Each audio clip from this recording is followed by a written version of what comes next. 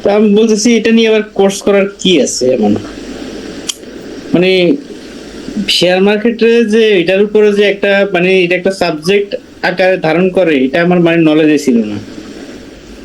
পরে আমি এটাতে কোর্স করার কি আছে বুঝলাম না। আমি অনেকদিন আপনার ভিডিওগুলো দেখছি, দেখার পর দেখি না এটাতে অনেক গভীরতা আছে। আমরা তো আগে শেয়ার কিনতাম, তখন হয়তো কোনো নিউজ এসেছে কিনতাম বা হাউজে গেছি, কারা কেউ সেল করতেছে বাই করতেছে, দেখতাম যে এই শেয়ারটা বাড়তেছে, অত ওটাতে এন্ট্রি নিতাম।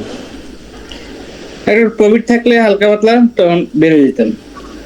আর দেখতেছি না ফল করতেছে করতেছে, তখন আবার ওখান থেকে বেরিয়ে যেতাম। এইভাবে আমরা ট্রেড করতাম মূলত, মানে যেটা আমার মেয়েতে। আমি বলছি আবার এটার মধ্যে যে আবার কোর্স করতে হবে বা এটা একটা আলাদা সাবজেক্ট আকারে দাঁড় করাইছে, এই জিনিসটা তো গভীরভাবে আমি কখনো ভাবিনি।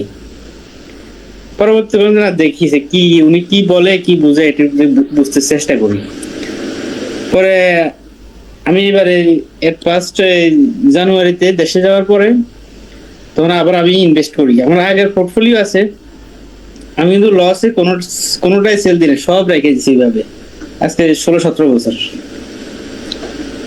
এখন দেখতেছি যে আমি আপনার এখানে কোর্স করার পর আমি অনেক ডিপলি যে এই জিনিসগুলো বোঝা দরকার, যেগুলো আমি কখনো জানতে পারতাম না আপনার এখানে না আসলে। তো মোটামুটি আমার প্রাথমিক যে ইয়েগুলা এগুলো আমি খুবই ভালোভাবে মানে অ্যানালাইজ করছি। কিন্তু আপনার গতকালকে ক্লাসটা আর আজকের ক্লাসটা খুবই ইম্পর্টেন্ট, এবং কি এই দুইটা জিনিস যদি কেউ ধারণ করে অন্তত অ্যাটলিস্ট সে লাভ না করো, কেউ লস লস হবে না তার। মানে এটা এই দুইটা ক্লাস আপনি আমার যদি আবার পুনরায় কোনো করার সুযোগ দিতেন আমি আর একটু ভালো করে বুঝতাম। তো এটা আমার ইয়ে থাকবে আর কি আপনার কাছে। তো দেখি এবার আপনার এই আমি হয়তোবা আরো কোর্স করার চিন্তা ভাবনা আছে এই মানে এটার উপরে।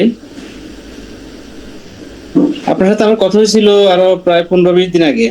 তখন আপনি আমাকে বলছিলেন আপনি বাইরে থাকেন, আপনি আমার এই কোর্সটা করেন, যদি আপনি ভালোভাবে নিতে পারেন তাহলে আপনি ওখান থেকে এখানে ভালো করতে পারবেন। তো জিনিসটা শুনে আর একটু ভালো লাগলো। তো কোর্সটা করার পরে মোটামুটি আরো একটু ভালো লাগছে, অনেক কিছু ক্লিয়ার হয়েছি।